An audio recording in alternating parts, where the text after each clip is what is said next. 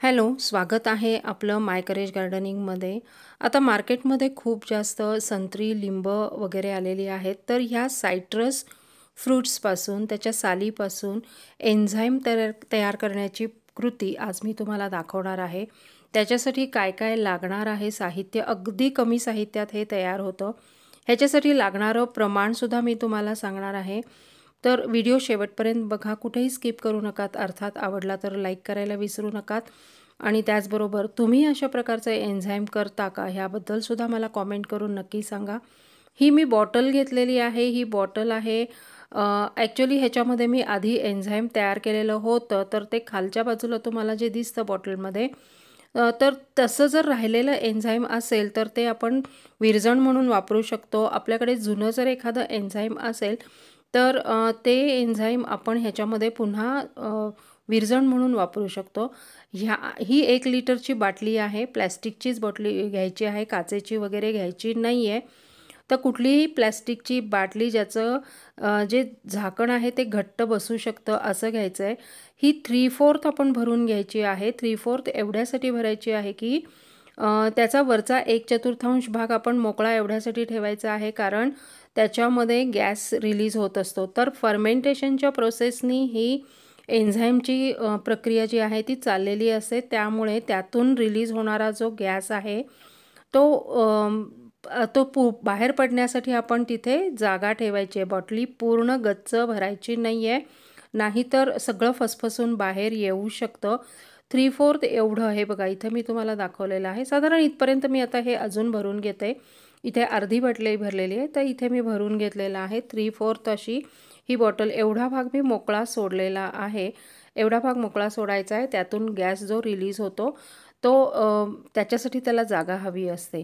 तर मी इथे फळांच्या साली घेतलेल्या आहेत आणि हा ऑर्गॅनिक गूळ घेतलेला आहे. ह्या साली आता मी ह्याच्यामध्ये एक एक करून पूर्ण घालणार आहे. सालींचे बारीक तुकडे केलेले आहेत. तुम्ही कसेही घालू शकता. तर बारीक तुकडे करून ह्यात घालणं सोपं जातं म्हणून मी बारीक तुकडे केलेत आणि त्यानंतर मी ह्याच्यामध्ये गूळ घालणार आहे. संत्र्याच्या साली ज्या आहेत त्या 300 ग्रॅम साधारण असायला पाहिजेत. पाणी 1 लिटर आपण घेतलेलं आहे आणि गूळ जो आहे तो 100 ग्रॅम घ्यायचा आहे. हेच प्रमाण त्याचं ठेवायचं आहे. मी डिस्क्रिप्शनमध्ये सुद्धा ह्याचं प्रमाण देईन. थोडंफार कमी जास्त झालं तरी काही फरक पडणार नाही. हे बघा, जेव्हा आपण तयार नवीन करतो त्यावेळेस ह्याच्या ज्या साली आहेत त्या वरच्या बाजूलाच तरंगत असतात. जसजसं फर्मेंटेशनची प्रोसेस होईल, जसजसं ह्याचं एन्झाईम तयार व्हायला सुरुवात होईल, तसतशा ह्याच्या साली खाली बसतात. आता इथे काही 1-2 साली फक्त खाली बसल्यात. तर आता ह्याच्यानंतर मी ह्याच्यामध्ये गूळ घालते. गूळ आपल्याला 1 लिटरला 100 ग्रॅम गूळ लागणार आहे. प्रमाण अगदी थोडंफार कमी जास्त झालं तर चालतं, पण फार जास्त कमी करू नये. तर 300 ग्रॅम आपण साली घेतल्या आहेत, 100 ग्रॅम गूळ आणि 1 लिटर पाणी.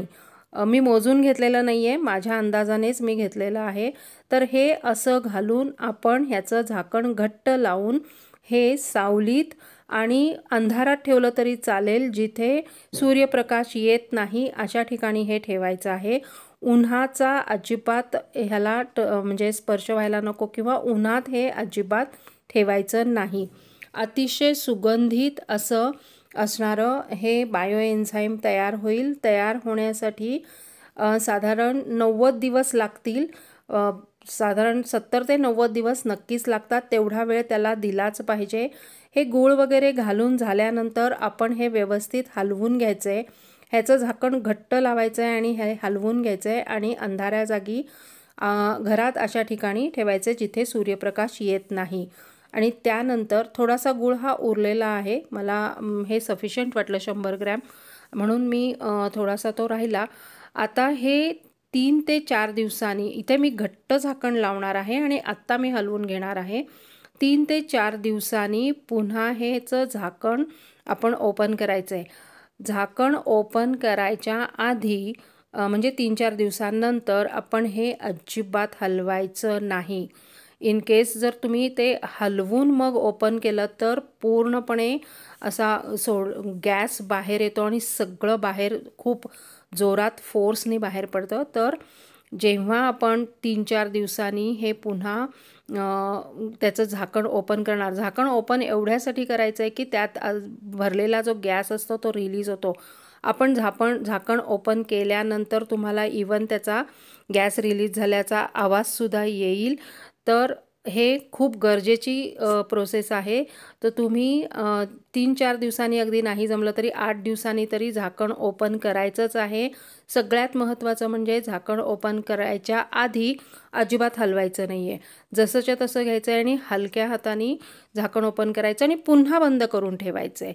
पण हे ओपन करणं खूप गरजेचं आहे, म्हणजे त्यातला गॅस जो आहे तो रिलीज व्हायलाच पाहिजे. त्यानंतर 3 महिन्यानंतर तुम्हाला दिसेल की हे तयार झालेलं आहे. त्याच्या साली सगळ्या खाली बसलेल्या असतात. म्हणजे फर्मेंटेशननी तयार झालेलं हे जे आहे, हे तयार कसं झालं ही ओळखण्याची खूण म्हणजे त्याच्या साली सगळ्या खाली बसलेल्या असतात. आणि मग आपण त्याचा एक्स्ट्रॅक्ट बाहेर काढून घ्यायचा आहे. ह्या साली आपण ॲज अ फर्टिलायझर म्हणून रोपांच्या कुंड्यांमध्ये देऊ शकतो. उत्कृष्ट खत तयार होतं. तर ह्याचे उपयोगसुद्धा आपण बघूयात. तर हा आपण जो स्प्रे आहे तो झाडांना तर मारूच शकतो. ह्याचा आपण रोपांसाठी, झाडांसाठी पेस्टिसाइड म्हणून सुद्धा ह्याचा उपयोग आपण करू शकतो. त्याचप्रमाणे आपण जे केमिकल्स वापरून आपण झाडांना पेस्टिसाइड्स वापरतो त्याच्याऐवजी तुम्ही हे नक्की वापरा. हे एक उत्कृष्ट खत म्हणून उपयोगाला येतो आणि हवा शुद्ध करण्यासाठी ह्याचा उपयोग होतो. बाथरूम आणि टॉयलेट्स क्लीन करण्यासाठी ॲज अ फ्रेशनर म्हणून आपण उपयोग करू शकतो. तुम्ही बेसिनमध्ये वापरू शकता. असे इवन तुम्ही फरशा साफ करण्यासाठी उत्कृष्ट आहे. एकदा जर तुम्ही हे वापरायला सुरुवात केलं तर आपण बाहेरचा दुसरं कुठलंही क्लिन्झर वगैरे वापरणारच नाही आहे. Thanks for watching my video.